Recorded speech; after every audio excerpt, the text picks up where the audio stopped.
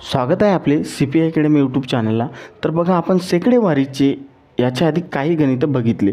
आपण आता राहिलेली गणितं बघूया, वेळ न वाया घालवता आपण गणिताकडे वळूया। तर चला बघू मग आपण हा गणित।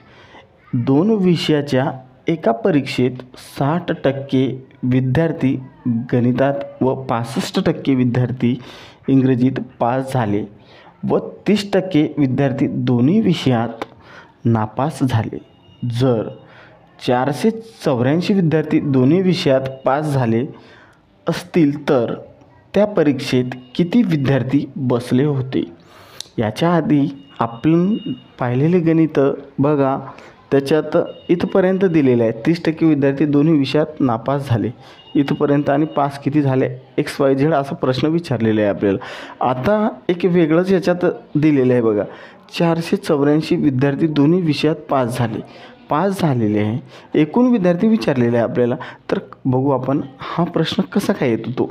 तर बघू, दोन्ही विषयात बघा, गणित या विषयात एकूण 60% विद्यार्थी पास झाले, अधिक करून घेऊ। दुसरा विषय कोणता आहे?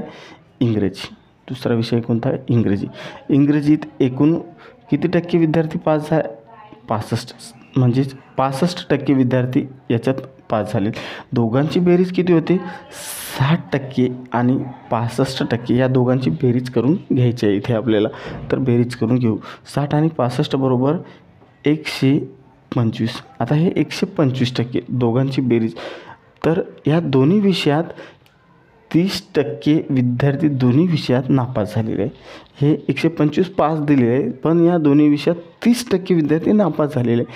आपल्याला नापासमधून 5 विद्यार्थी पाहिजे, म्हणून 100%मधून 30% मायनस केल्यावर राहतात किती? 70%। हे जे 70% आहे हे 125मधून मायनस करून घ्यायचे आहे। 70% मायनस करून घेऊ आपण, म्हणजे 125मधून 70 गेल्यावर शिल्लक किती राहतात? 55। किती राहतात? 55%।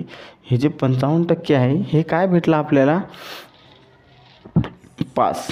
एकूण 55% पास, म्हणजेच नापास झाले। जर 484 विद्यार्थी दोन्ही विषयात पास झाले, हे जे 484 आहे, हे जे 484 इथे दोन्ही विषयात पास झालेले आहे, हे दिलेलं आहे 484, म्हणजेच किती? 55%। हे समजलं? 55% म्हणजेच किती आलं? 484। इथपर्यंत जर तुम्हाला समजलं असेल तर काहीही डाऊट नाही, हा प्रश्न तुम्हाला इझी सोडवता येईल। बघू, 484 बरोबर 55, तर 100% बरोबर किती असं लिहून घेऊ। आता हे 100चा गुणाकार 484शी करायचा आणि 55चा गुणाकार क्वेश्चन मार्काशी करायचा। तर बघू आपण, 484 गुणिले 100/55। आता ह्या दोन्ही संख्येला 11ने भाग जातो। बघू, 11ने भाग देऊ। 11 5 55, 11 चौक 44, 48मधून 44 गेल्यावर 4 राहतात। 11 चौक 44, म्हणजे शिल्लक काय राहिलं? 44 गुणिले 100/5, 5 1 5, 100ला पण 5ने भाग जातो, 5 दुनी 10। आपल्याकडे आता शिल्लक काय राहिलं? 44 गुणिले 20। आता या दोघांचं सेपरेटली गुणाकार करून घ्यायचा। 44 1 44, 44 दोन्ही 88, हा 88 इथे लिहून घेऊ आपण, आणि हा जो 0 आहे हा इथे देऊन देऊ। म्हणजे 100% बरोबर किती? 100% बरोबर 880। हा समजला असेल तुम्हाला। बघा, एकदम सोप्या पद्धतीने सांगण्याचा प्रयत्न केलेला आहे, तुम्हाला व्यवस्थित लक्ष द्यायचं काम आहे। जर तुम्ही इथे व्यवस्थित लक्ष दिले आणि बघितलं, याच्या आधीचे आपले गणित आपल्या चॅनलवर दिलेले असेल, तुम्ही नवीन जर असाल तर डिस्क्रिप्शनमध्ये बघा माझी व्हिडिओ दिलेली आहे, आणि चॅनलला सबस्क्राईब करा, लाईक करा, म्हणजे तुम्हाला माझे पुढचे जे येणारे गणिताचे व्हिडिओ आहे ते तुम्हाला भेटतील, आणि त्याच्यामुळे तुम्हाला सोप्यात सोप्या टेक्निक शिकायला भेटतील। तर एकूण परीक्षेत 880 विद्यार्थी बसले होते। बघा, जर तुम्हाला बघा त्याच गणिताप्रमाणे हा पण गणित आहे. तर इकडे प्रश्नाकडे लक्ष द्या जेणेकरून तुम्हाला हा समजेल. आणि बघा 2 विषयाच्या एका परीक्षेत 70% विद्यार्थी गणितात व 65% विद्यार्थी इंग्रजीत पास झाले व 25% विद्यार्थी दोन्ही विषयात नापास झाले. जर 3000 विद्यार्थी दोन्ही विषयात पास झाले असतील तर त्या परीक्षेत किती विद्यार्थी बसले होते. बघा सेम टू सेम त्याच प्रश्नाप्रमाणे हा प्रश्न आहे. 2 विषयाच्या एका परीक्षेत 70% विद्यार्थी गणित या विषयात व 65% विद्यार्थी इंग्रजी या विषयात पास झाले व 25% विद्यार्थी दोन्ही विषयात नापास झाले. बघा दोन्ही विषयात नापास झालेले आहे. जर 3000 विद्यार्थी दोन्ही विषयात पास झाले, एकूण 3000 विद्यार्थी दोन्ही विषयात पास झालेले आहे म्हणजेच आपल्याला पास झालेले आहे. तर आपल्याला एकूण विद्यार्थी काढायचं. हे 70% विद्यार्थी बघा गणितात, गणित हा विषय आपण मांडून घेऊ. गणित विषयात एकूण विद्यार्थी 70% अधिक एकूण विद्यार्थी 65% विद्यार्थी इंग्रजी या विषयात किती आहे 65%. आता या दोघांची बेरीज किती होते 135 झाली. आता दोन्ही विषयात नापास झाले. जर आता 25% विद्यार्थी दोन्ही विषयात नापास झालेले म्हणजेच आपल्याला 100%मधून 25% मायनस केल्यावर राहतात 75%. हे समजलं तुम्हाला. आता काय करायचं एकूण हे पास झालेले विद्यार्थी भेटलेले आहे आपल्याला. तर 135मधून 75 मायनस करून घ्यायचं म्हणजे शिल्लक किती राहतात. आता 60% विद्यार्थी किती राहतात 60. हे 60%. आता जे हे 60% शिल्लक राहिलेले आहे तेच काय आहे 3000. म्हणजेच आपल्याला सरळ आता उत्तर येऊन जाईल. जर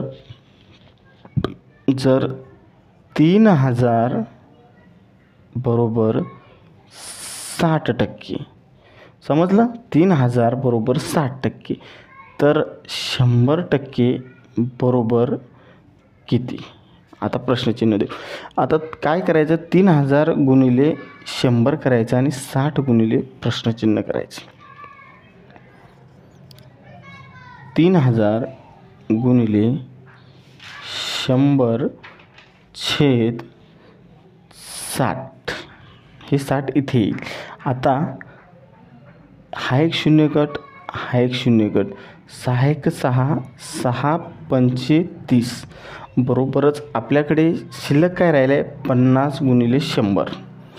आता काय राहिलं आहे 50 गुणिले 100 बरोबर 50 गुणिले 100. आता या दोघांचा गुणाकार करून घेऊ. 5 1 5, 5 1 5, 1 2 3, हे ते 3 शून्य आहे इथे देऊन देऊ. 1 2 3 म्हणजेच 5000 विद्यार्थी त्या परीक्षेत बसले होते एकूण. आता बघा हे 60% विद्यार्थी निघालेले आहे. आपला इथल्या इथेच गणित काढता येईल. जर 60% बरोबर 3000 आहे. 60% बरोबर किती आहे 3000 आहे. आता 3000 जर 60% असेल तर याचे 3 भाग करू आपण. ठीक आहे 3 भाग 20चे 3 भाग केल्यावर किती राहतात 20.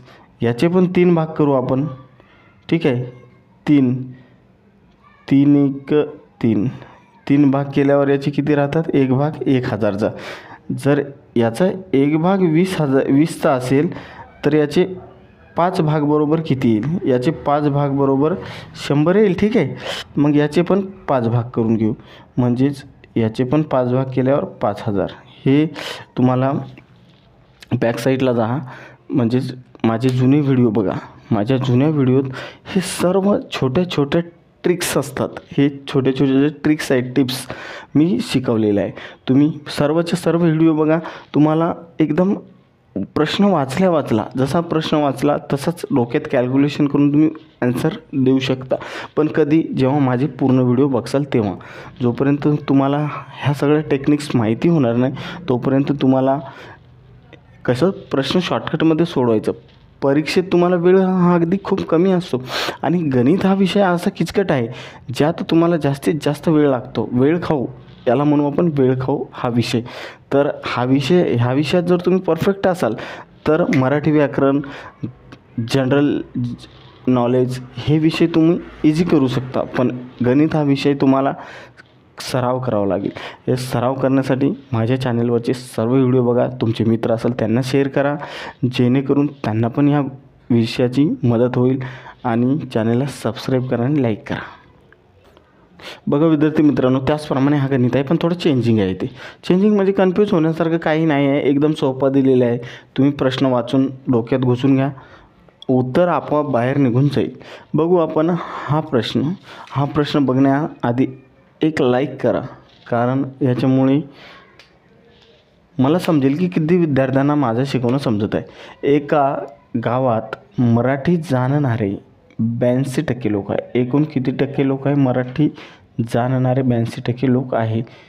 हिंदी जाणणारे 76% लोक असून दोन्ही भाषा न जाणणारे, ज्यांना दोन्ही भाषा माहिती नाही, असे लोक किती आहे?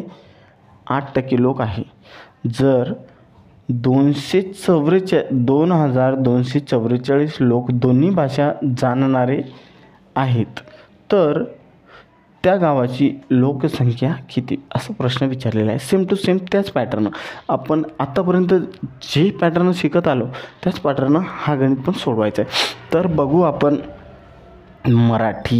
मराठी जाणणारे एकूण 82% लोक आहे, अधिक हिंदी जाणणारे 76% लोक आहे. बघा, हिंदी हा विषय जाणणारे 76% लोक आहे आणि दोन्ही भाषा न जाणणारे याच्यात मिक्स आहे. दोन्ही भाषा न जाणणारे 8%, म्हणजे जे 8% काढण्यासाठी 100मधून 8 मायनस केल्यावर राहतात 92. किती राहतात? 92. आता जे 92 आहे ते ह्या दोन्हीतून मायनस करून घ्यायचे. एकूण यांची बेरीज करून घेऊ आपण. 82 आणि 76 या दोघांची बेरीज येते 158. आता याच्यातून मायनस काय करायचं आहे आपल्याला? 92. याच्यातून मायनस 92 करायचं. तुम्हाला मग सांगितलं होतं हे 92 का मायनस करायचं आहे? हे 92 ह्या दोन्हीमध्ये ॲड आहे, म्हणून हे 92 मायनस करायचं आहे. तर बघा, याच्यातून 158मधून 92 मायनस केल्यावर राहतात आपल्याकडे शिल्लक एकूण 66. किती शिल्लक राहतात? 66. तर इथपर्यंत तुम्हाला समजलं का? इथपर्यंत जर समजलं असेल 66 तर हा प्रश्न तुम्हाला अगदी समजला असेल. तर बघू आपण 66% म्हणजेच हेच टक्के आहे.